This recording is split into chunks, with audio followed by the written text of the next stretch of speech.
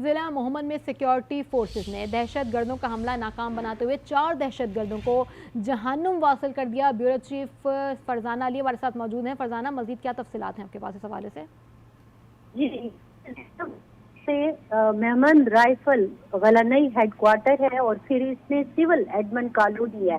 यहाँ पे सुबह सवेरे तकरीबन ये 4 से 5 बजे के दरमियान का वक्त है। दहशत गर्दों ने घुसने की कोशिश की है। उसमें स्पाइडर भी थे, लेकिन चूंकि आपको पता है आजकल जिस तरह की सूरत हाल चल रही है उसमें हर जगह सिक्योरिटी हाई अलर्ट पर होती है, तो पूरी तौर पर उनको फायरिंग का निशाना बनाया गया, जिसमें अब तक जो सरकारी जराए हमें इतला दे रहे हैं उसमें बताया यही गया है कि तमाम दहशत गर्दों को मार दिया गया है, लेकिन अभी भी क्लियरेंस ऑपरेशन जारी है।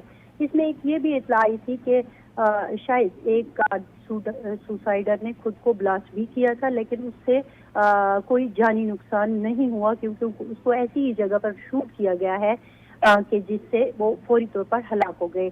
तो अभी तक जो सूरत हाल है उसमें यही कहा गया है कि तमाम दहशत गर्दों को हलाक कर दिया गया है, लेकिन क्लियरेंस ऑपरेशन जो है वो अभी भी जारी है। क्लियरेंस ऑपरेशन अभी भी जारी है। हमले में किसी किस्म का जानी नुकसान नहीं हुआ। तमाम दहशत गर्दों को मार गिराया गया। क्लियरेंस ऑपरेशन जारी है। दहशत गर्दों ने सिविल एडमिन कॉलोनी में घुसने की कोशिश की।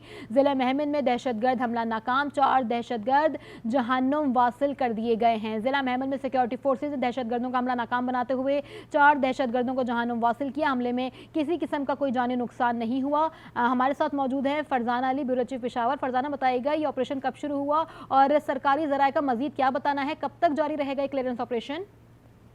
देखिए, चूंकि सिचुएशन इसमें ऐसी हो जाती है कि मुकम्मल तौर पर बहुत ध्यान से सारी चीज़ों को देखना पड़ता है। आपने माजी में भी देखा होगा, बन्नू में जो वाकयात हुए या सवात में जो मामलात हुए, तो उसमें क्लियरेंस ऑपरेशन को घंटों भी लग जाते हैं, क्योंकि जाहिर है जब दहशतगर्द दाखिल होते हैं तो फिर एक चीज को हमें देखना पड़ता है कि कहीं उन्होंने कोई बारूदी मवाद तो नहीं लगा दिया।